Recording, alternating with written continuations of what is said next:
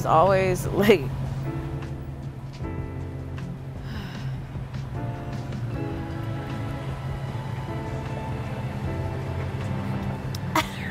Surprise! Hi! Surprise! Happy Valentine's Happy Day. Valentine's Day. Mwah.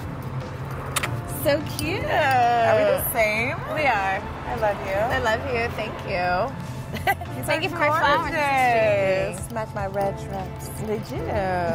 Come on. Ready to eat? I am so ready to eat. You're late. Come on.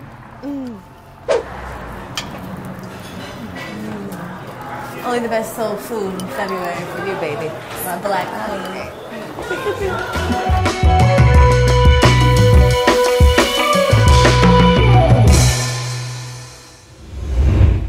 Welcome back to Good Moms, Bad Choices. I'm Erica. And I'm Neela. Happy fucking Valentine's Day. Happy Valentine's Day, tribe.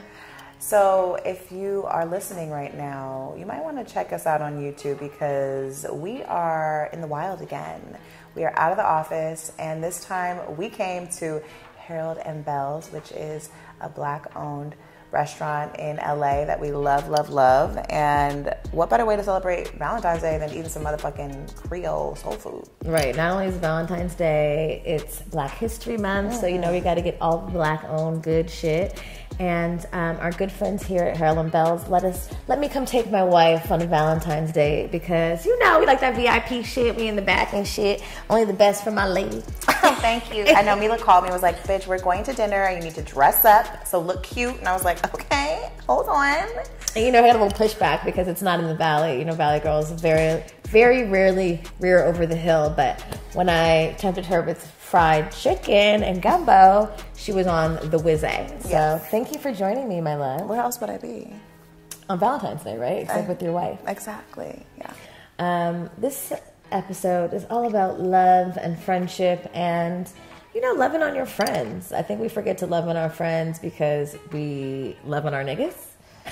We're wasting all the love on the niggas. Or bitches. Or bitches, you know, whoever you're romantically involved with.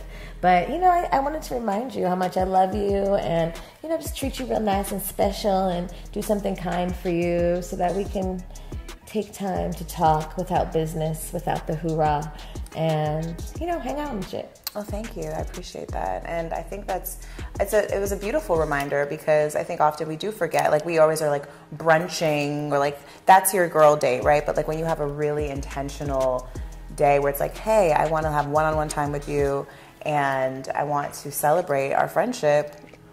It's like not something that we, I think, do a lot with our friends. We just like, yeah, bitch, let's just go have some drinks and we'll talk about those niggas over the drinks. So we might do that today, but because we are bitches. But I just love being able to spend time with you because I think in 2023, so much of our alone time was about business. And I think we're like reining our friendship back in to remind ourselves, wait, hold on, let's cut the business talk and let's just talk about, well, how are you doing? How are you feeling? Are you happy? Are you good? Yeah. I am. I'm happy. I'm good. Okay, good. I know, but I think it's true.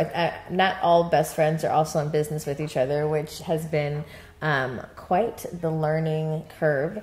But it does require that we do it with intention and remember. Like, yeah, I think most of 2023, 89% of our conversations were beginning and ending with business and what we needed to do. And I think it's important to just slow down and remember what's important, you know, because business is always going to be there, but our friendship requires nurturing. You know, we call our friendship an entity because when we met, something otherworldly took place, and so it does require that it's nurtured. Absolutely. Well, cheers to that, my dear. Oh, cheers.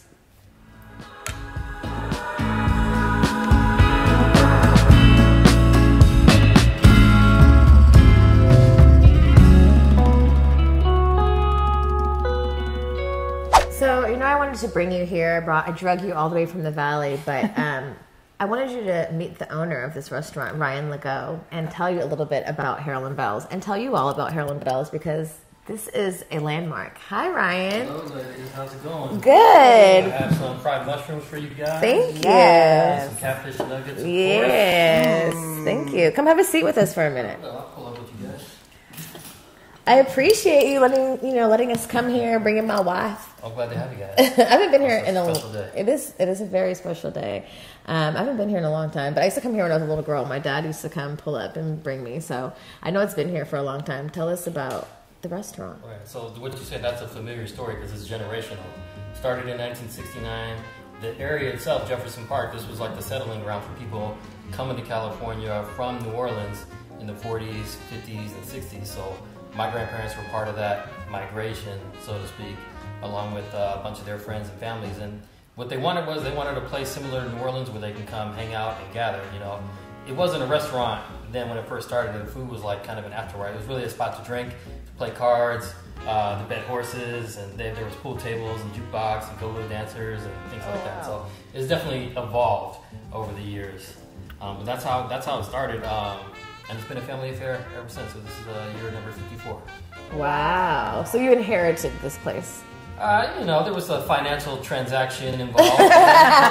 Well, Because it wasn't just my parents; they had business partners also. You know, so in the '80s they did a really big expansion. You know, so there was other business partners involved other than my family. So there's some real estate and some business and other things. All kind of wound in. So inherit, I was in first position, I should say, but a business deal still had to occur.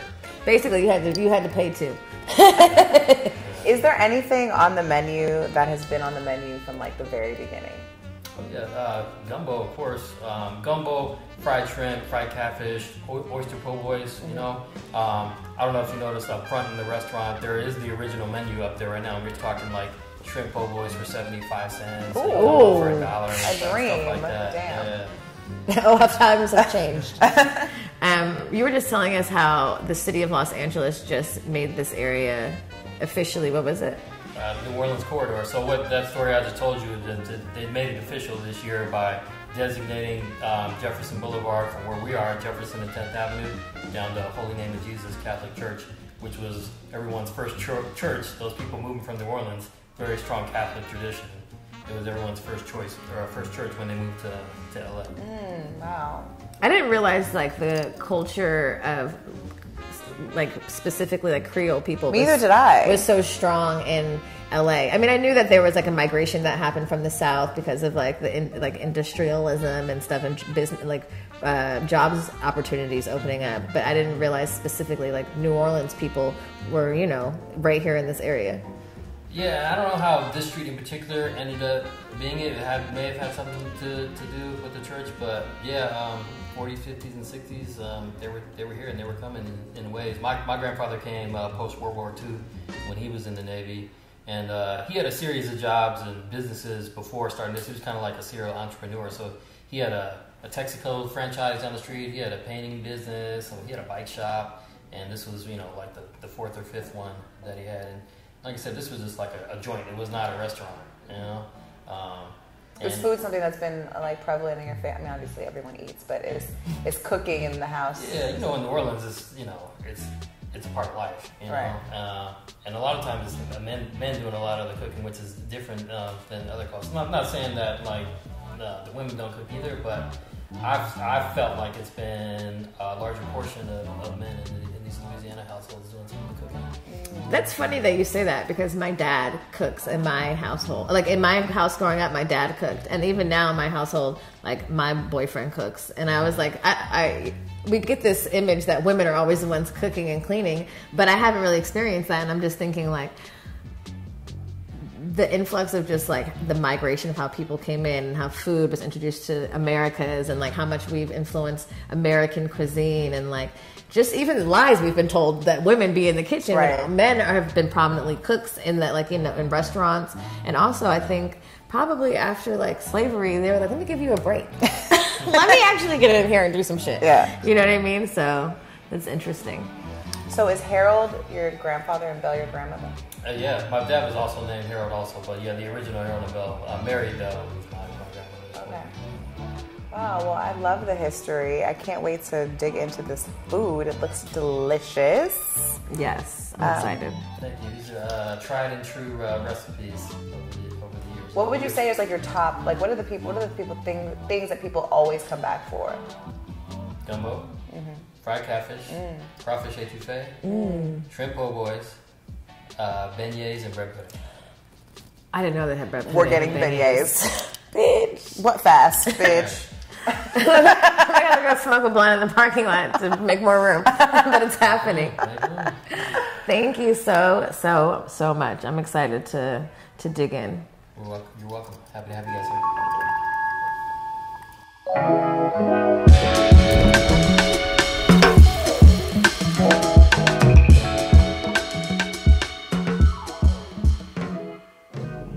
That was lovely. This food is lovely. I know. I'm so grateful to be in this space, this Black-owned, family-owned landmark space, and hear the history is really beautiful.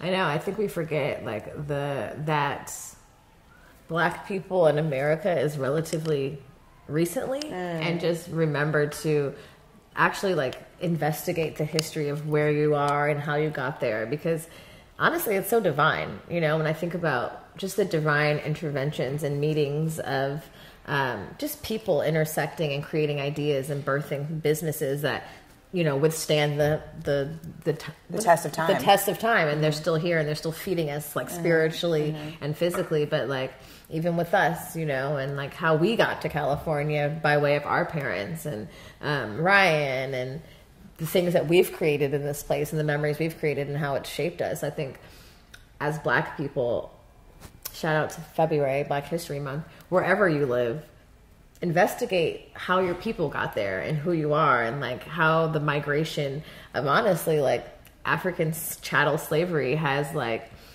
migrated and impacted the United States so significantly. I've been watching this show on Netflix, High on the Hog. Just so you guys know, I'm a fucking foodie. Like, I know I'm 98 pounds, but a bitch eats a lot. And specifically, I like soul food. I can cook soul food really well. Like, I really can throw down. So this is like near and dear to my heart. But just how, that show really highlights how like African Americans have impacted American cuisine so significantly through the slave, you know, that's through slavery, and, you know, just how we've moved out of that and how we've blossomed, because I don't think we really take an account on a day-to-day basis sometimes, just like, oh shit, my grandmother or my great-grandmother just had privileges, and they really like, I know we're figuring out ourselves and figuring out adulthood, but imagine figuring out adulthood while also in the guise of the Jim Crow, or like right after slavery, when you haven't had access to education and to all these things, you know, and you just pack your shit up and say, we're going to California because I heard there's some jobs. Like, it'd be a days long, you know, days and days travel. You not really, just maybe got a car. You know, you may get harassed in between. You can't stay at every hotel. You probably have kids in tow. And the fear. And then you show up in a new place and you have to like soil, you know, like you have to like make roots. And the beautiful things that we've gotten from the strength and the diligence of our ancestors is some real shit. And I think when we can like hone in on that information and investigate that history, it kind of reminds you like why the fuck you're here and how important like your purpose is and whatever it is you do and however you contribute. And like Ryan's family started a little juke joint so they could like hang out and chill and kick it, and it's still here, you know, serving us. So I think it's important, you know, especially in this month, especially all year, just to be curious about all the things and like how you ended up where you're at. And like, imagine your daddy stayed in Texas. Like, what if you were a Texas baby? Who the fuck would you be? Or if I was a Philly baby that stayed in Philly, you know? Right. It also, when you as you were talking, I was thinking about just the grace that we need to extend sometimes to our grandparents, to even our parents, because they are, you know, the result of their parenting and what those, not having the opportunity to work on yourself because you're just trying to survive, and how that manifests in how they've parented your parents or how they've parented your grandparents and how that trickles down. And then we say, like, why the fuck would you treat me this way? How could you do this? And it's like, we're not really taking into consideration the full scope of the trauma of being Black in America. It's true. And like the beauty of it is like there's two sides to every coin, right? Like there is significant trauma and there is like this place where it's like I'm surviving and I'm trying to figure it out and I'm trying to make a way for my family and I'm trying to, you know, stay safe and stay alive in a place where everybody really is trying to kill me and make me less than. And you know how that trauma builds on and how that contributes to your parenting. I was watching a video yesterday about like a football player basically reading a letter to his parents, you know, just like how he was yelled at in the morning before school and like how he's changing that in his, you know, with his kids. And so it's true, like the grace you have to give is like imagine the anger, imagine the fear, imagine the frustration and the rage living and existing. Like I don't even watch certain movies because I'm too emotional, like about a certain period of time, unless I'm really mentally prepared for it. So imagine living in it and then still having to be kind to your kids and compassionate and soft and being scared but still having to be brave and being scared but still moving into neighborhoods where people were literally trying to harass you and getting away with it. And also like thinking about Ryan and his great grandparents making this place for play, right? You know, still making a place to like we're gonna have our place, but inside these walls is our shit. This is our shit, and we're gonna commune and we're gonna drink and we're gonna dance and we're gonna celebrate life despite all the bullshit, you know, despite the journey here. And that's really beautiful too. And even like thinking about this place starting here, you know, this Los Angeles, establishing this place, this side of town as New Orleans quarters or whatever, like from here to the church, how deeply spirituality has served in our community. And specifically New Orleans is like a witchy but Catholic place. And you know, the intersection of religion and spiritualism and how like I think it's coming back.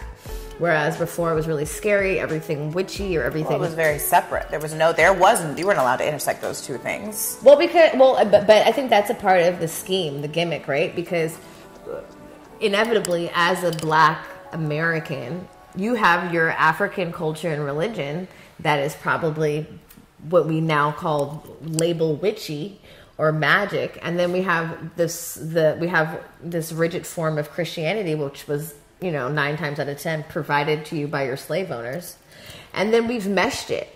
And we've covered it in those things, and like just coming back to that in general, like as even us, you know, on this journey in the last 6 years, like I think I've always been a witch, but I don't know if I was like out loud self-proclaiming that I'm a witch 5 years ago, you know, but this journey has kind of unhealed like this part of me.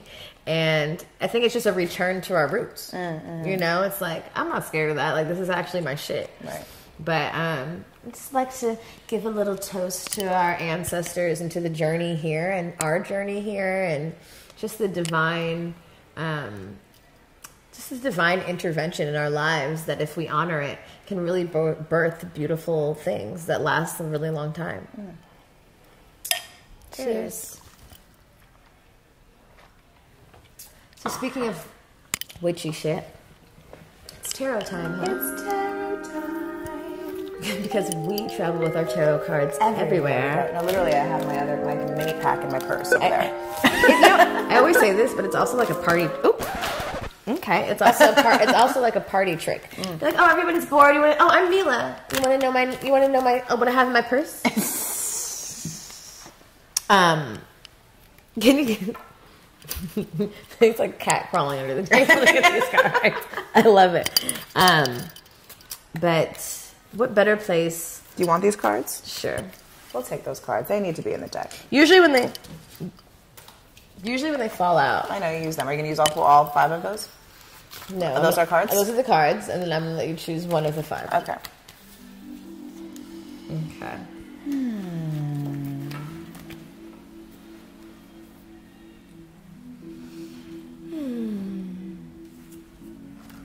I knew it. Why'd you know it? I just knew it. There's an 8 of Swords. Okay, 8 of Swords. Let's just... I've pulled this one a few different times. This is the season? Well, I saw it when it fell, and then when you laid them out, I was like, I'm going to get that one. Okay. I just know it. You gonna pull another? No, Okay. it's a good one. It's Okay. not bad. Okay. So you see the Eight of Swords. Shout out to Mahogany Tarot. And if I remember correctly, and we should pull up Biddy because I don't remember everything. But in the Eight of Swords, there's a woman that's bound, and then there's this beautiful castle behind her, and she feels like she doesn't have any options. But all she has to do is untie herself and turn around, and she could be free.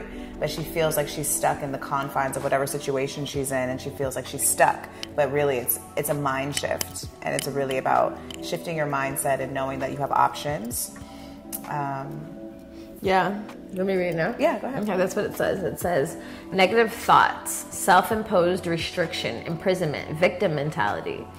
The Eight of Swords reveals that you feel trapped and restricted by your circumstances.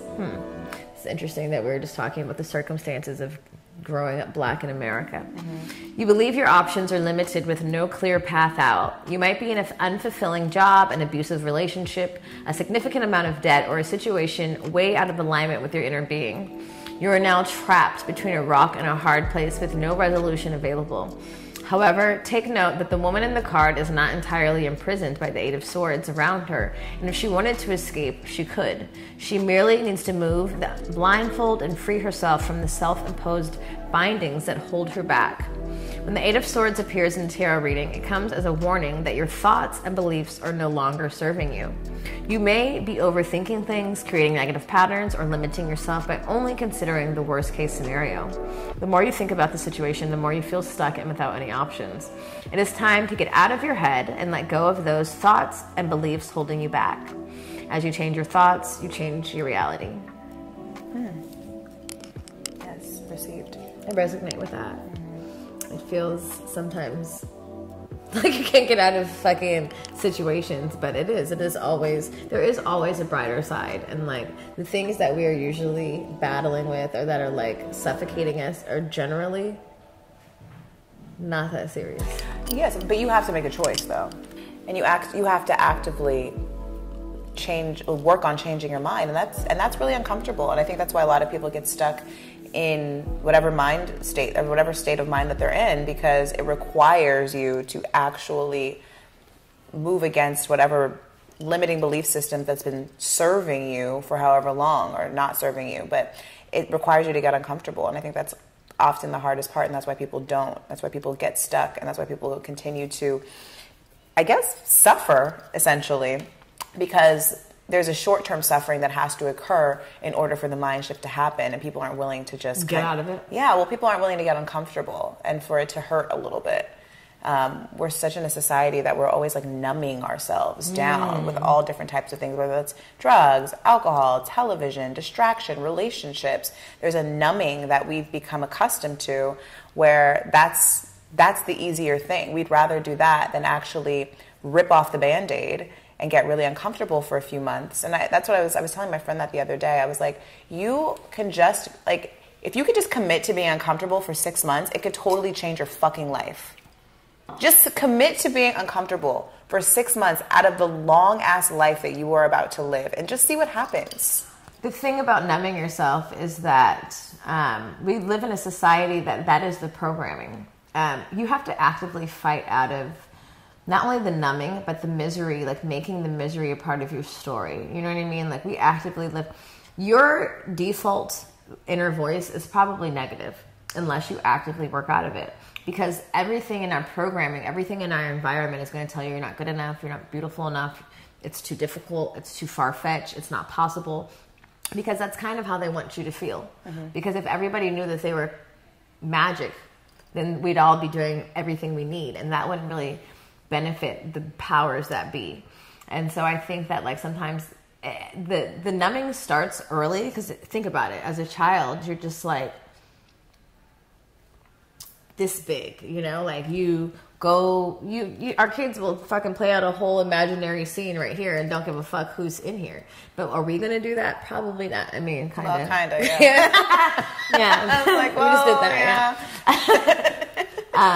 But most people don't have that bravery to do that, and it's this revolving door of pain. And in Buddhism, they say like conflict is expected. Suffering is optional. Suffering is optional. We're going to feel whatever the emotion is that is behind whatever obstacle, but for how long? And just generally listen to the way you think and pay attention to how you feel, because that's where the numbing comes in, right? Because if you don't pay attention to how you feel, then you're just numb. And also taking into account, like, if we're talking about too, just like the history of our people and like the numbing that we've had to enact in order to survive, and then like trying to unnumb those parts of you don't even know are numb, because you've never even known what it is to feel in that space anymore. And I think like the beginning of that is really looking at your parents and seeing, where are you numbed out? Because 9 times out of 10, that's also where you are. And how have I adopted that? Right. Because even if you don't fuck with your parents, if you were raised with them, you are inevitably adopting.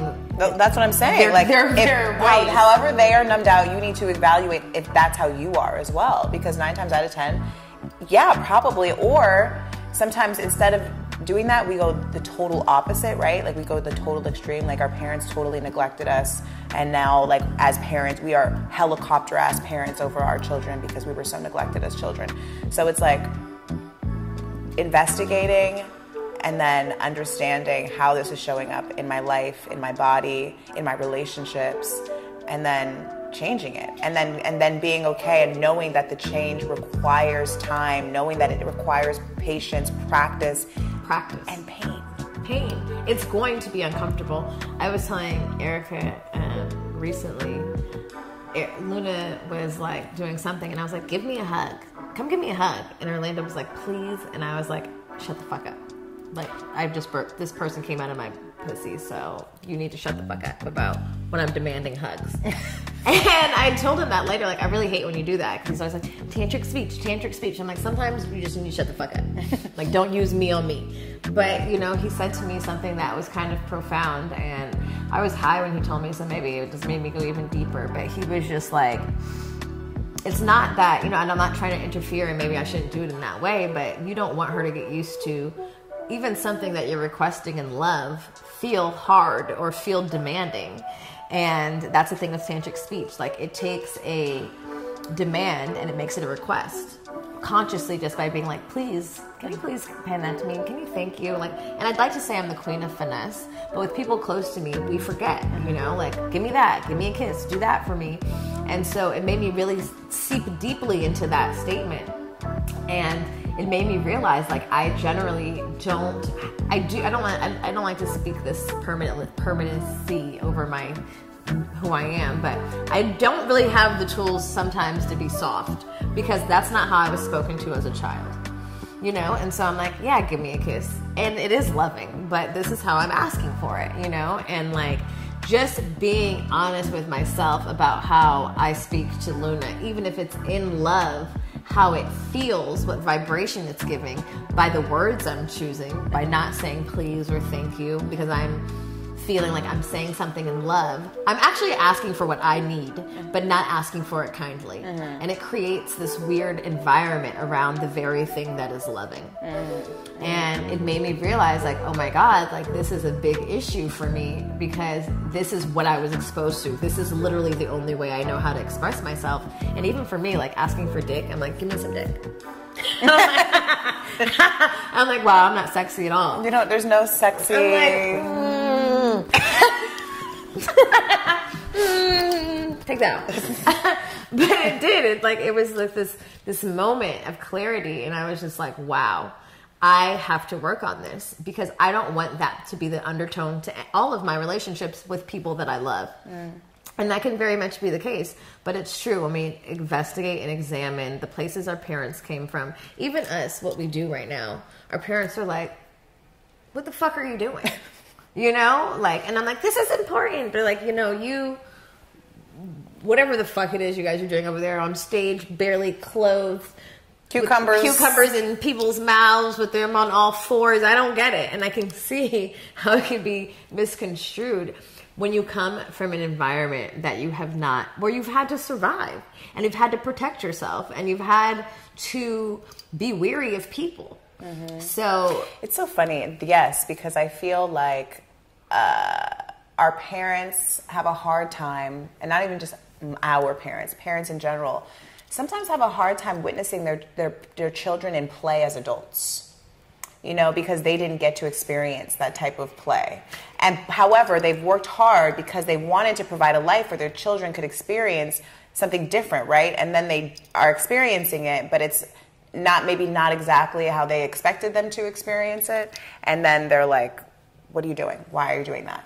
And this is a conversation I've had to have with my mom too, because there was a time where like I was traveling a lot and for leisure, and she had a problem with it, and I was just like, isn't this why you've worked so hard so that you always complained that in your youth, well, she traveled a lot before she, you know, had me, and then her life kind of went to shit. No, it didn't. I'm here to say no, it didn't. I didn't, but my mom was living a real good life before me. She was dating like sheiks and shit and princes, and she needs to write her own book about all that. And then she met a football player, and he fucking downgraded her from her Saudi Arabian lifestyle. Don't date athletes, guys. But, you know, when she had me, like, she sacrificed a lot. She didn't get to enjoy herself. She didn't get to travel for leisure. And she's worked incredibly hard to build a lifestyle for her family and her children so that they don't have to do that, you know? And so I had to remind her of that. I was like, first of all, Mom, this is my money. Second of all, Mom, didn't you work really hard so that we could experience and not have to suffer and not have to stay put because we have to, because we have to put our heads down and work hard? And granted, I'm going to do that anyway. I'm doing that anyway. I'm of you. I'm a hard-ass working bitch because of you. But I had to remind her of that, and she didn't even know what to say to me. She was just like, and I was like, got me there, bitch. You mad? And it's funny because I the more I talk to other women, and they have the same thing to say about their parents as well. There's a judgment around like what type of what you seek as pleasure, what you seek as joy, what you seek as fun, and the time. There's like a time limit to how much energy you can put into those things. Like, that's a little too much. You're going a little too hard with the joy over there. Well, the thing is, and I say this all the time, and I've said this, it's joy and leisure, like ease, is a foreign concept to black people, to immigrants, to children of immigrants. It is literally a foreign concept. And because we're children of those people, we existed in their bodies before we existed in these bodies. And so we have inherited those feelings for protection. That is, biologically, that's how we are made. If you have lived in a life where you would be murdered for too loud play, joy, and so your kids are born with the instinct to know you don't go too hard and play. And so I've realized, like, fighting for safety, fighting to feel safe, fighting to regulate my nervous system, fighting to be aware of when the guilt of play comes up, because this is how I've been programmed and how my parents have been programmed and how their parents have been programmed, and that actually playing is releasing generational curses. Playing it's healing generational wounds, because these are the things that our ancestors did not get the opportunity to play in. And play doesn't look like this or like that. It looks like how the fuck it looks for you, right? Because only you can deem what's fun for you. And like, even with Orlando is so happy all the time and has like so much joy and so many ideas. And sometimes I'm like working and I'm like, shut the fuck up. It's too much right now. Like, I need to schedule your joy and I need to schedule your ideas, because I don't have time for your ideas right now. And I didn't like that one. So now I definitely can't hear you. But it's made me work on myself, because I'm showing up as a bitch. And there was times as a kid I saw my mom show up, which I thought was a bitch, and I was like, what the fuck is her problem? And only because I had those conscious thoughts can I apply them now. And even in love, like, I'm in a very healthy, loving relationship, and still, like, the first year I was just like waiting for him to fuck it up, because I don't feel safe being safe. I didn't feel normal being normal. Like, we all work to have these normal lives and be able to play and be able to travel and have kids and do the thing and be in love and like be cheesy. And then you get there and you're like, something's wrong here. It doesn't feel right. I'm investigating this because, nigga, you're about to fuck up. But no, bitch, this is what the white people are doing. This is the happily ever happily ever after. This is what it feels like. And I've really had to be like, oh, this is what it feels. Oh yeah. Oh yeah, I don't need to stress out. Master's not coming to get me.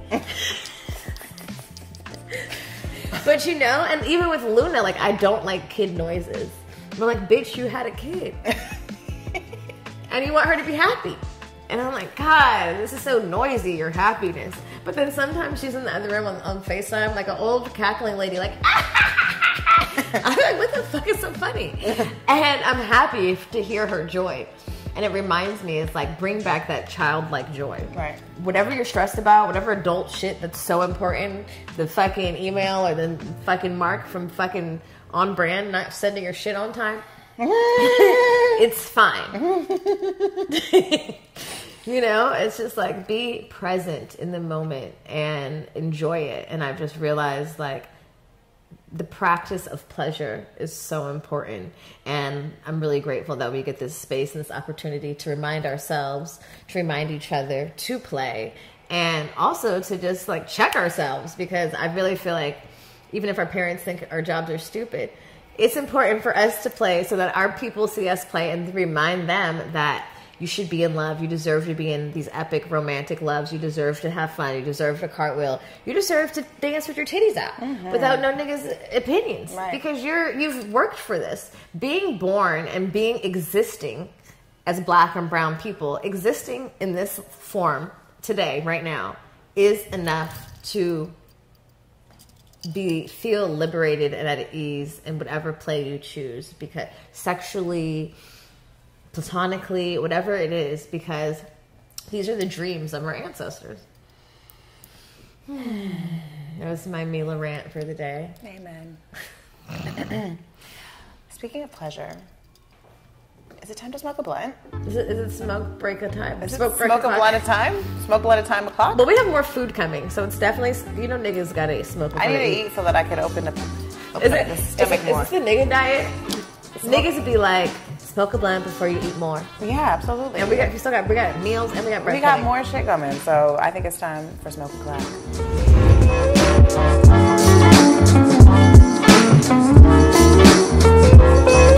Oh my gosh. I hope you lit up with us and smoked a good, nice blunt with us during our smoke break.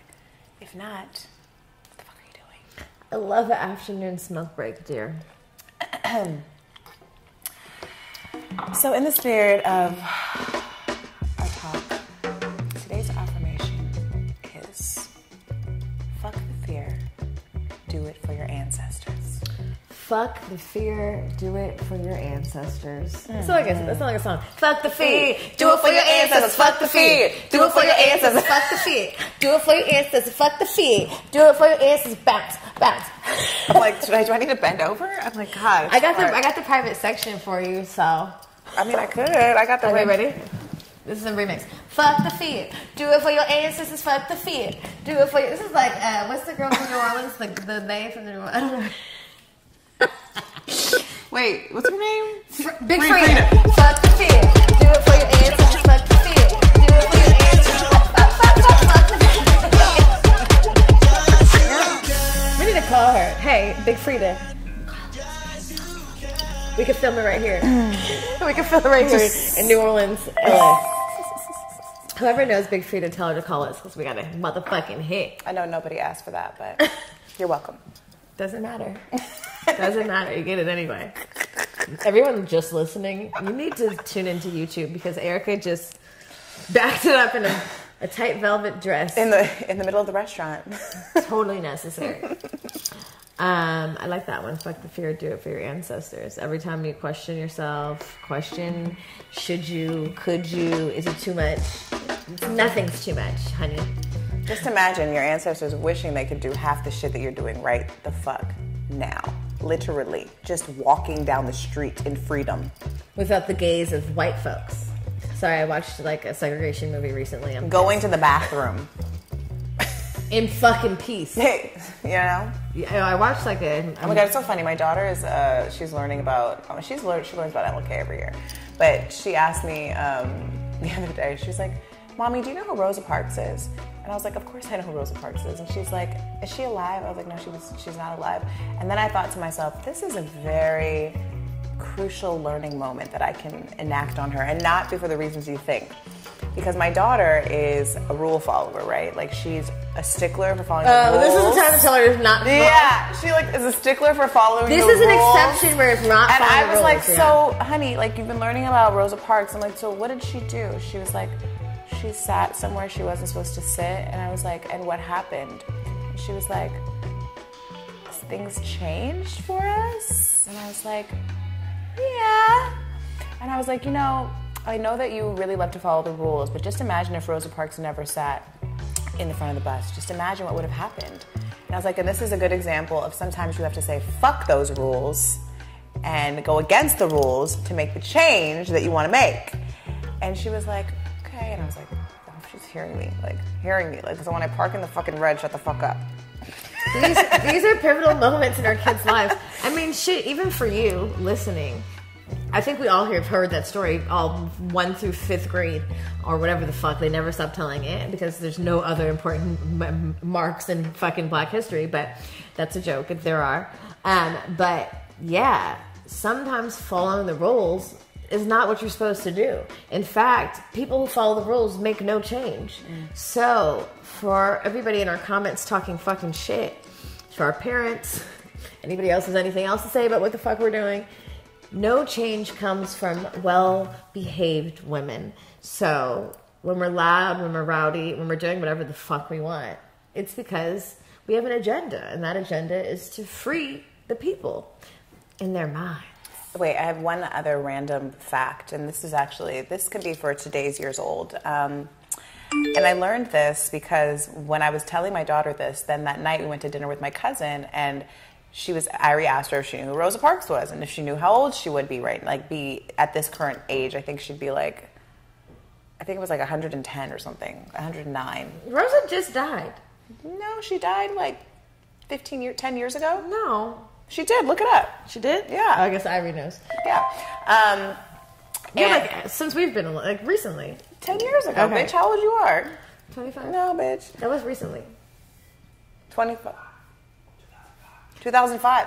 See, she died even longer ago than that. She died 19 years ago, bitch. 2005 was just around the corner. I was just in 11th grade. Okay. Anyway, my cousin was telling me that she used to write letters to Rosa Parks and she would write her back.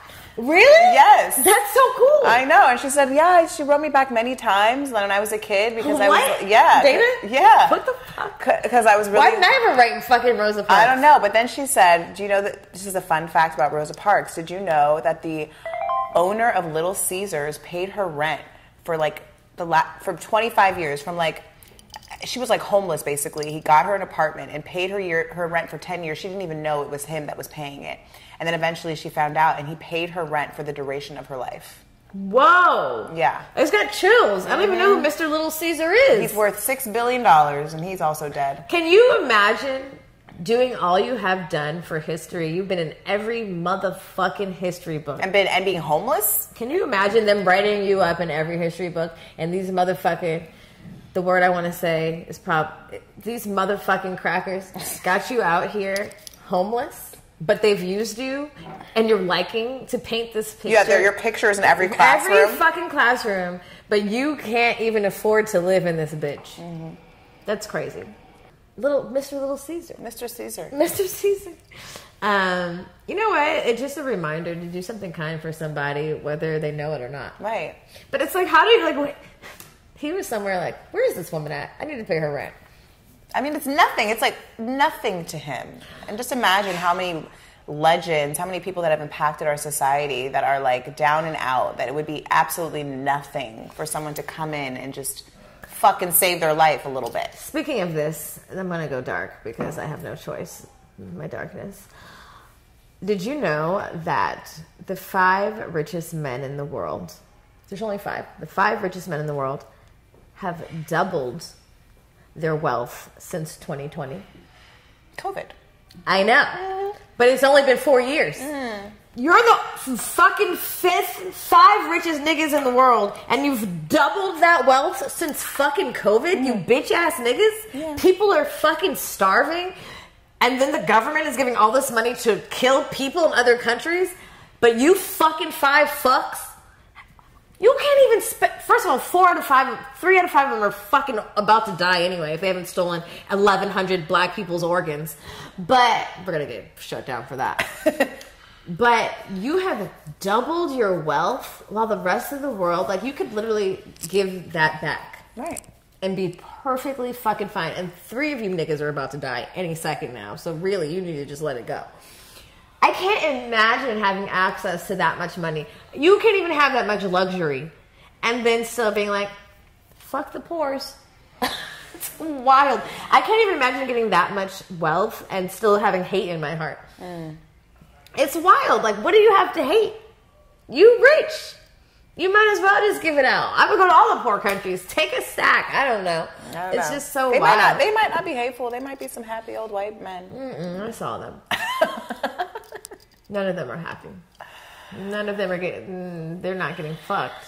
Sucked. They are definitely getting fucked and sucked. They had gotten fucked and sucked a lot in their life because they paid for it. Yeah, but that's not love. That doesn't... That vibrates different. Those little penises, they don't look happy at all. I saw them. Anyway... Back to our regularly scheduled love program. Okay. You know I'm a Black Panther. Got that out? You guys know my middle name is Asada. I'm kind, but deep down I have rage. Anyway, I've written you a love letter. Oh, I wrote you one too. Okay. In the spirit of love and friendship, we've written each other letters because that's how cheesy we are. Cheesy, and also I want you guys to consider writing a love letter to your friends because I think it's really important. And it was really, I mean, I wrote you a love letter in our book as well. Oh yeah, you did? Did I read that? You should. You never read it? I don't, you know what, honestly, confession, I don't know if I've read our book front to back. Have you? I mean, in the process of writing it, I have. Yeah, but that's when we're like in Costa Rica 2 days before a retreat looking for spelling. Looking for errors. I think I'm on like chapter 3 on Audible. Really? Wow, I never even downloaded it. I don't like to hear my own voice. Why, bitch, pay us. What the fuck? Give us the $2? Like, what? Yeah, I guess I do have a love letter to you too. I need to read that book. Okay, so I'm an analog girl, so I wrote mine on paper. Write it. Wow, 3 pages. What is this? 3 pages? I'm sending you a 4-page letter, and I enclosed it with a kiss. Okay. Let me get comfortable. Let me get ready. Okay. This is so cheesy. Wow. Cheese up your friends. It's very important. My sister, my bestie, my wife, my soulmate. I had no idea this life-changing love and friendship was on its way. I truly had no idea I could experience love like this in adulthood. You have truly been my mirror. Because of the love, strength, drive you exude, you showed me my own power. This love was so unexpected, yet so intentional and divine. Experiencing your love allowed me to drop guards I hadn't even realized I had up. Erica, you are beautiful, wild, emotional, strong, moody, resilient, driven, poised, powerful, gentle, funny, silly, and fun. The amount of memories we share are endless. We have such a good range. From the morning you drove me to Planned Parenthood at 5 a.m. when we first started, to that night you showed up at my apartment in shambles over new news, to Coachella's goddess, self-coined named goddess experiences, tour shenanigans, late nights in your dining room, new boyfriends, breakups, arguments over boobs and boys, to signing 6-figure contracts. I could honestly go on for hours. But the point is, I could not imagine this life without you. I love you so deeply. This covenant, this entity is unbreakable and divine. Sharing in friendship, business, motherhood, and growth with you has been an honor, and I know God sent us each other to shake shit up and make shit happen. No matter where life takes us, I will always be here for you, to love on you, to cry with you, to fight with you. That means not with you, but with you. With others. Yeah. Beat their ass. If I ever make you feel unappreciated or unloved by me, always know that's cap. Oh, okay. Yeah, like that. Yeah, like that. At my core, you are truly a piece of me. I love you. I love you too. Thank you. That was beautiful. Okay. I am not an analog girl. Well, I am actually, but it was easier in my phone. Let me tell you, Erica fucking texted me last night, like, don't forget to write my love letter. And I was like, okay. And then this morning I was like, fuck, I forgot. I didn't forget, I just didn't schedule it. So I intentionally Ubered here so that I could write it. And then she got here and she's like, you did it already? I was like, bitch, you reminded me. I didn't Uber. I was driving. You didn't take your own advice I last thought night. maybe I was going to do it on the whim. You know how like people when they accept their acceptance speech and then they try to do it on the whim and then they fuck it up and then they're mad because they should have said a thousand thank yous. But then I said, no, let me write this shit down. Okay. Jamila.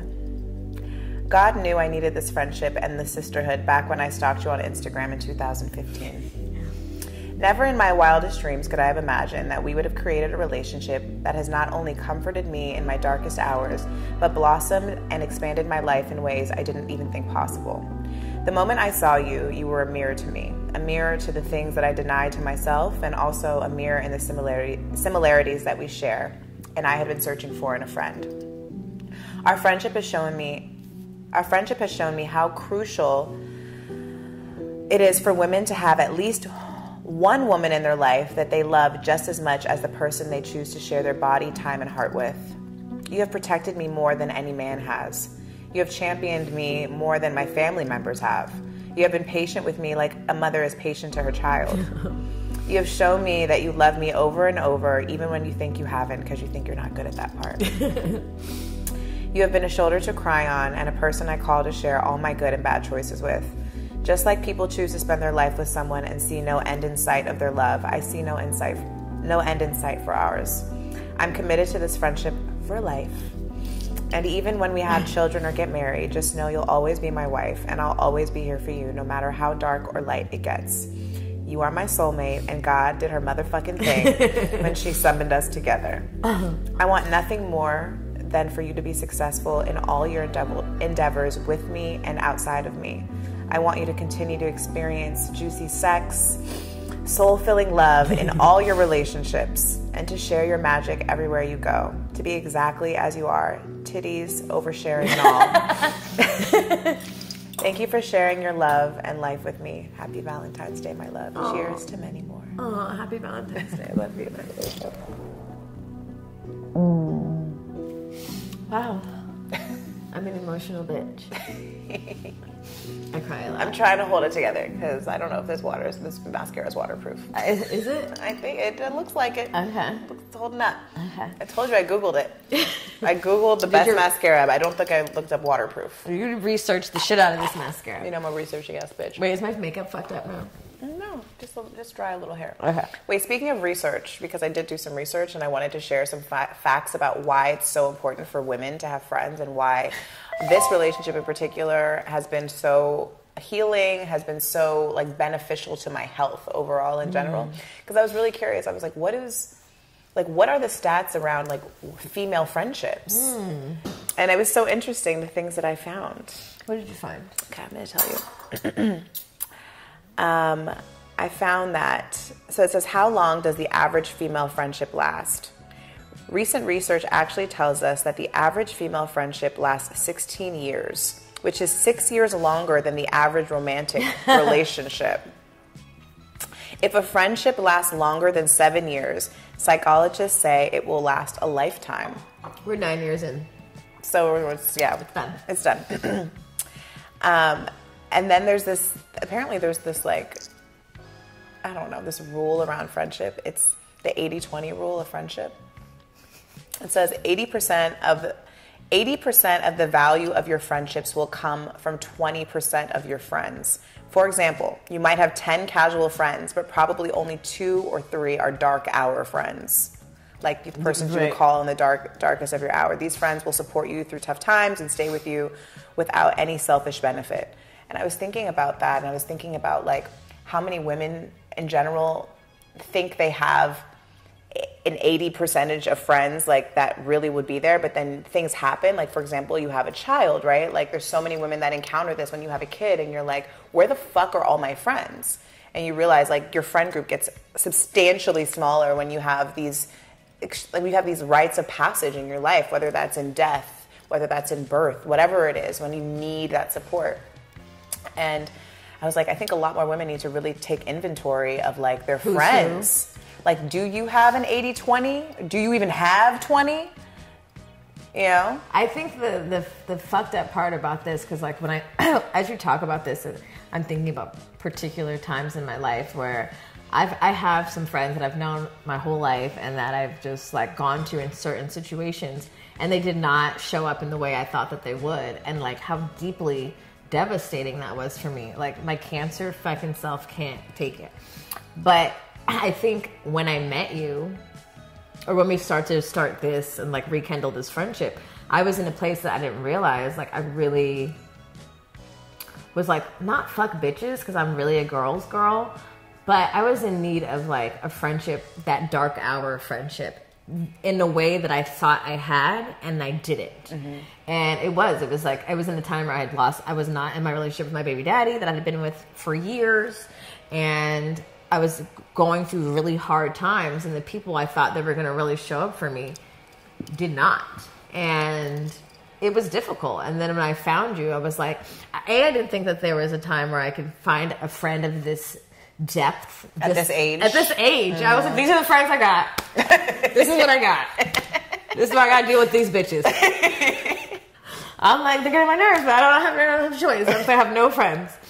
So I think there are times like where you showed up for me and I was like, oh shit, like this is different than that. And I can release that part of me that doesn't expect that love, or doesn't, want to count on a person to show up in their darkest hour. But I think that was one of the things that was extremely shifting for a relationship, because I think when you start an adult friendship, it is with caution, like, who is this bitch? Mm-hmm. Who are you? Like, what do you really want? Did we fuck the same people? Yeah, like, oh, no? Okay. But when you started to show up for me, because inevitably it doesn't start that way, but when real shit started to happen and you continued to be there, like, I got an abortion the first year this fucking show started, and it was with a nigga across country I didn't have no business having a baby with. And thank God my inner witch said, bitch, shmortion. For real. And Erica took me to Planned Parenthood at like 5 a.m. I wrote about this in the book, with fucking Irie in the back seat. And I was like, looked over like, this bitch is really my friend. And there was no judgment, there was no questions, and like I was like, you could just let me out here. And you're like, no, I'm gonna come in. And I was like, okay. Did you think I was gonna just leave you there? In the lobby, like I'm fucking 15 in the fucking Planned Parenthood. But I didn't, even though I wanted to get out of the car and deal with it myself, you didn't let me. And I needed that. I really needed someone to be like, even if you don't ask for it. I'm so emotional. Even if you don't ask for it, I'm going to be here, And I think that's the difference. I think as women, especially as Black women, you've been so strong and you've dealt with shit by yourself. It's like, I got this. But when someone is like, you got it, but I'm here still. Mm-hmm. Those are the shifting points. Mm-hmm. And I think because we are so strong and because we deal with shit so often alone, or we're programmed in this like hyper independence, that we don't expect it, and so when we don't know how to receive it. And so I think this relationship has really allowed me to take inventory of that and then receive it, and then also be like, you can do it, but you don't have to, And those are the type of friendships I think that are divine and that are, life-changing. And this has been a life-changing relationship, and we've come up on some magical fucking, I don't know, like I don't know what the fuck word I'm looking for. Fucking gem, you know, some treasure that has like allowed us to rebirth in this phoenix with each other, you know. And I think that women really have the ability to do that for each other. We are so magical. We birth people, and so when we bring that magic and, you know, that co-creation, that sex energy without the sex, you guys, you know, that creative energy, then something really magical and powerful can be exchanged and be created. And I think we are a living proof of that, you know. Like literally cook some shit up in the kitchen and here we are.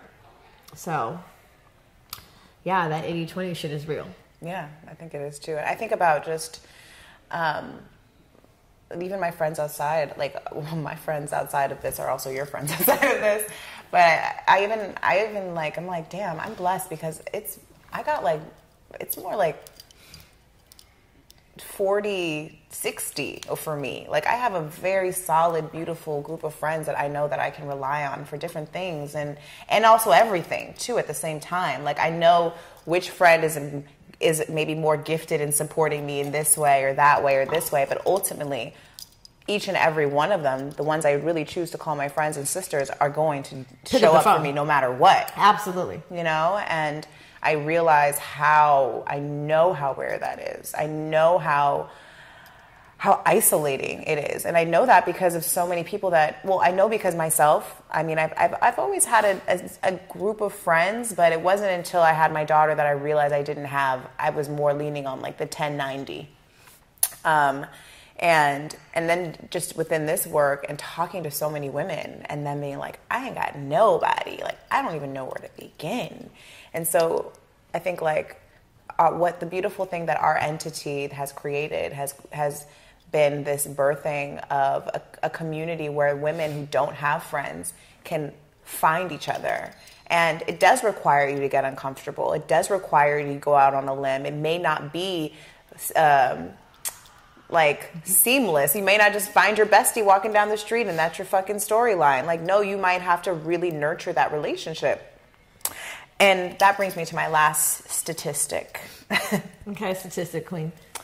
It takes about 11 different encounters that are each 3 hours long over a period of 6 months to turn an acquaintance into a real friend.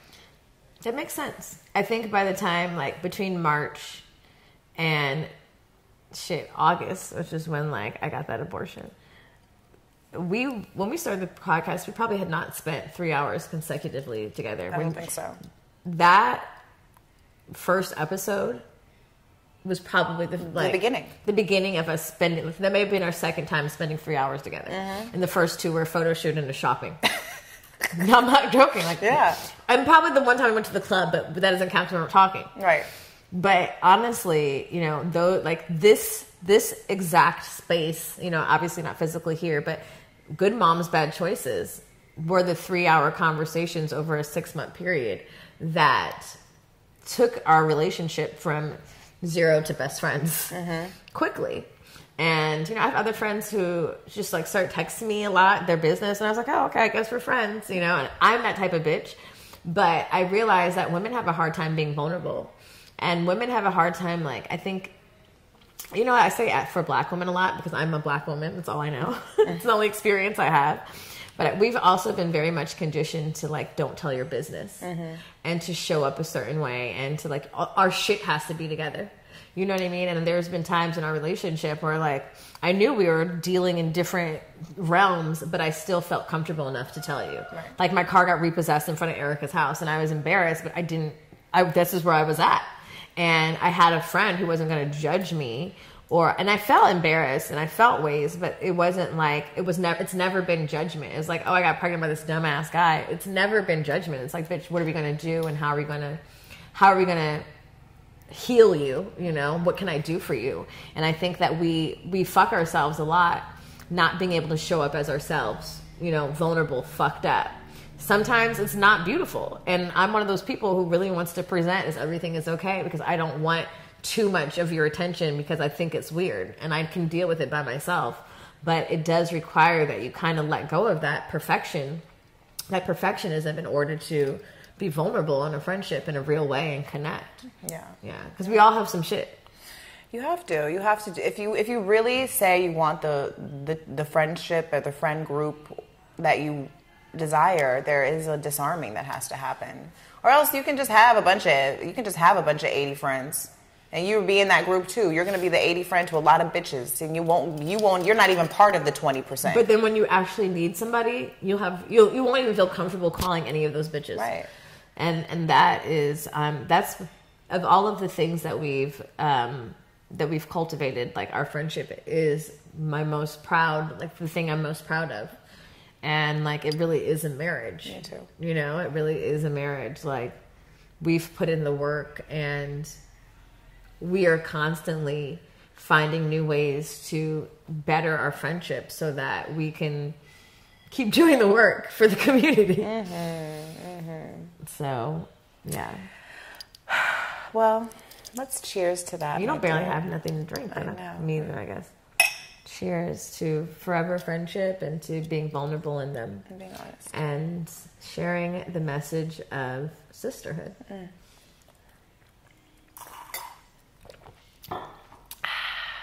So I brought couples. We're not really strangers because we're a couple. Actually, they're sending us some stuff. I saw that in our DMs. Yeah, I wish they'd send us some money. What have you been extra sensitive to lately? What have I been extra sensitive to lately? I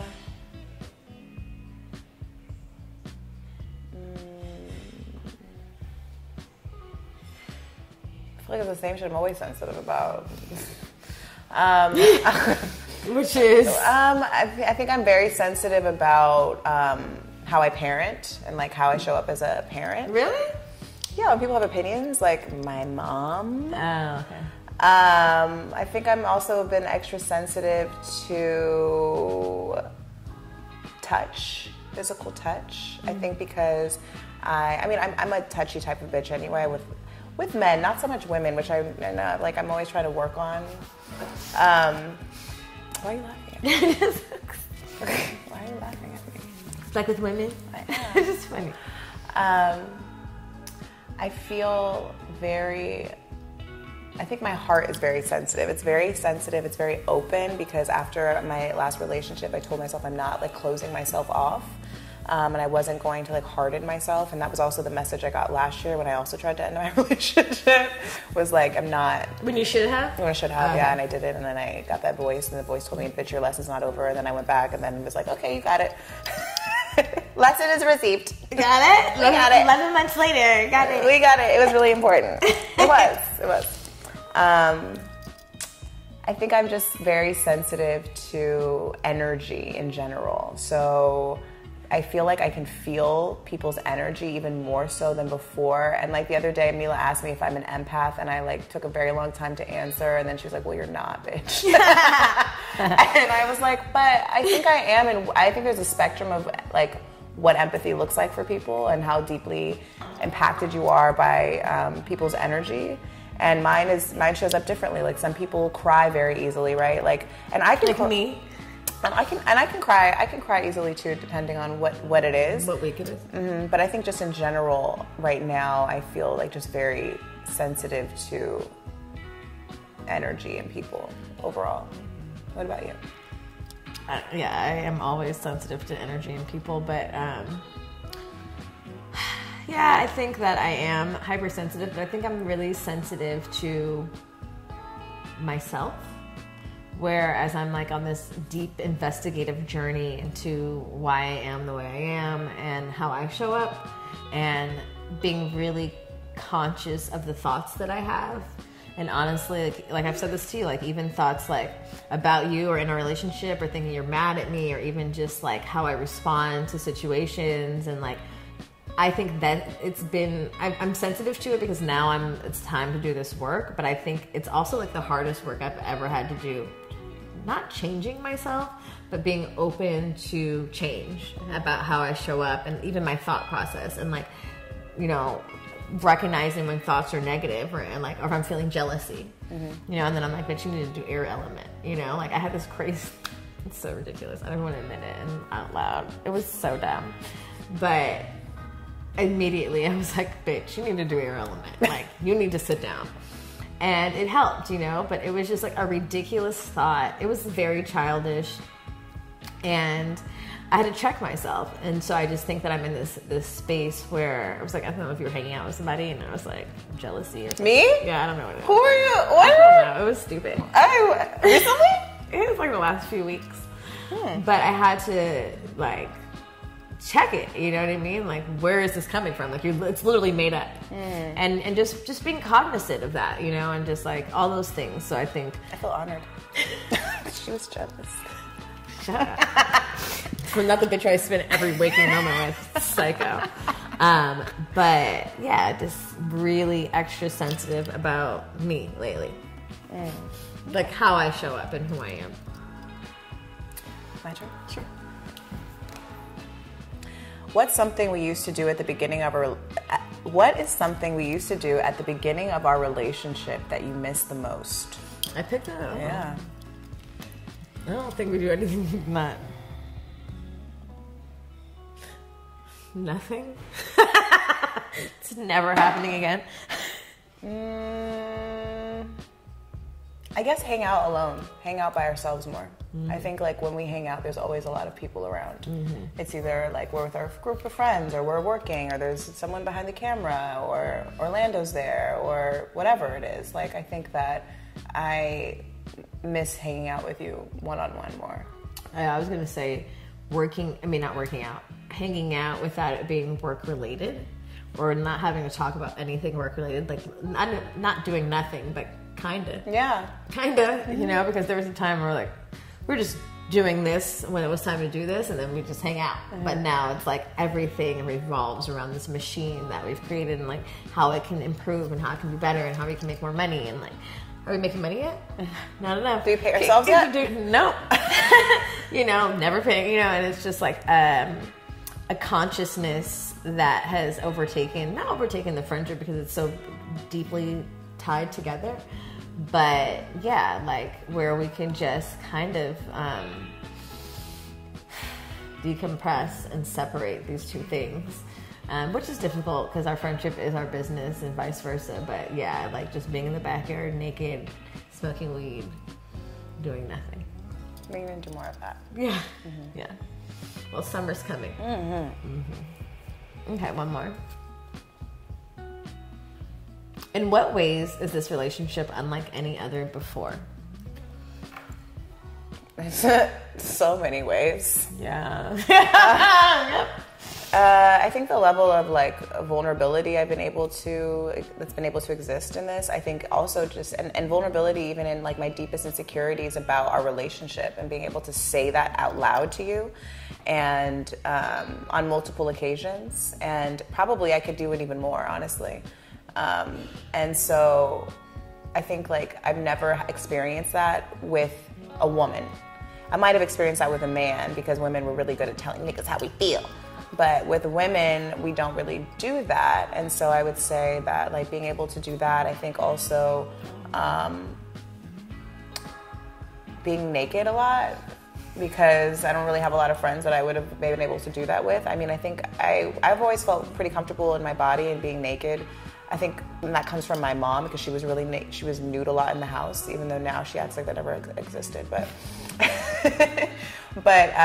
there's like the freedom of like just, I think, existing in my body is something that I never really got to do with any woman in my life like that. Thanks. I think in what ways this relationship is unlike any other before, I think that we have been able to grow together, consciously heal together, and like be vulnerable about the things that we're healing and where we're at, and also just make the rules.